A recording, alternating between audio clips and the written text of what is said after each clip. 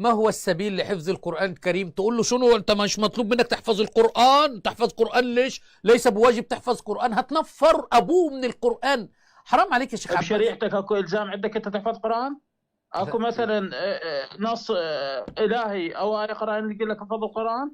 لا لا لا طبعا احنا ما نحفظش، المفروض ما نحفظش القرآن، وما نيجي نصلي تصلي باللطميات. اما انا بقى ما فيش نص واجب يحفظ القرآن.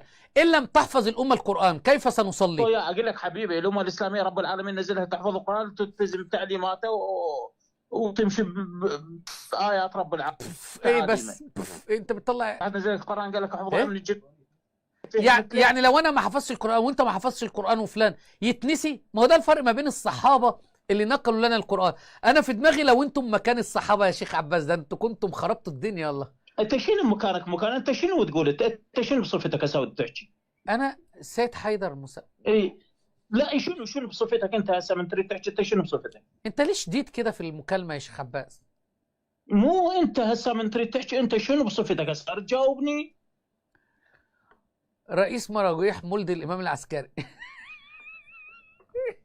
ما انا اسف شيخ عباس فعلا، يعني انا اريد اسالك ما هو السبيل لحفظ القران حبيبي الكريم؟ حبيبي الجدال ياك عقيم. تفضل الغى، تفضل انت جاي تلطش منا وتجيب منا وترد منا، ما عندك في السؤال واحد كلمه مؤمن. والله عندي سؤال بقول لك ما هو الطريق لحفظ القران؟ هاي على مود حبيبي انت هاي كلها دقك، وهاي بانه الشيء على ضلاله، هاي غلط. يا عم انا ما جبت سيره الشيعه ولا جبت الضلال. انا بقول انا عارف ان انت اول مره تتسال السؤال ده يا شيخ عباس، والله انا متيقن اول مره تتساله.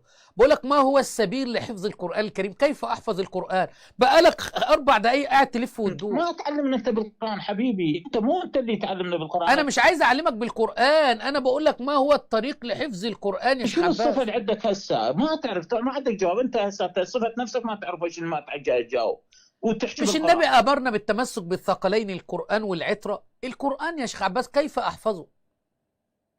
ادري قال لك القران تمسك به لو حفظه هو. يعني نتمسك بيه من غير حفظ.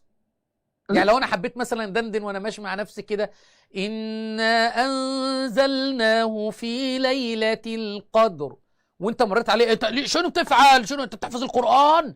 ما في واجب انك تحفظ القران؟ ما تحفظ ايه يا شيخ عباس؟ 1000 شهر تنزل الملائكه والروح فيها باذن ربهم من كل امر.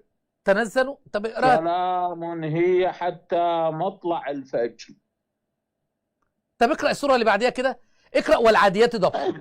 اقسم بالله تحداك تقرا والعاديات ضبحا، هقعد شهر ما اطلعش البث،